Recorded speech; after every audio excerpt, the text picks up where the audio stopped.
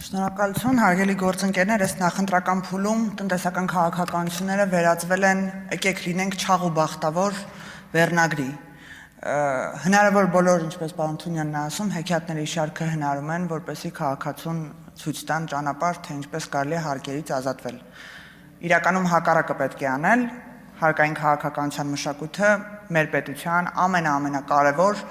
շարժիչ ուժերից մեկն է, որովհետև եթե քաղաքացին բիզնեսը հարկ է վճարում, իրեն տեր է համարում այդ պետությանը եւ պահանջատեր է լինում նաեւ պետությունից, որպեսզի այդ հարկերի պարտավորությունները դիմաց տրված իր իրավունքները կամ ծառայությունները, որ պետությունն է մատուցում, ավելի պատշաճ կատարեն։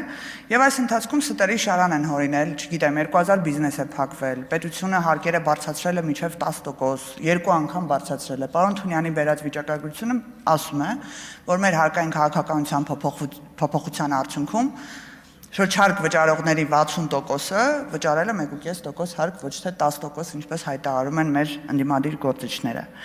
Ինչպես նաև փոքր միջին բիզնեսը, փոքր բիզնեսը աճել է գրեթե 5000-ով, այսինքն 5000 նոր բիզնես է ստեղծվել,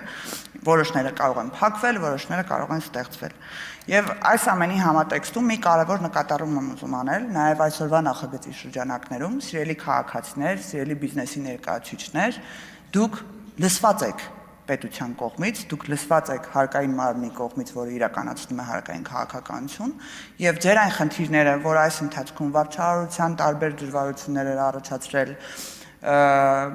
ՊԵԿ համակարգի հետ առնչվելու տարբեր դժվարություններ էր առաջացրել, այս նախագծերով նաեւ լուծվում է եւ շարունակական են լինելու այս հանդիպումներն ու տնտեսվարողների հետ, շարունակական է լինելու բիզնեսի հետ եւ փոքր միջին բիզնեսի հետ աշխատանքը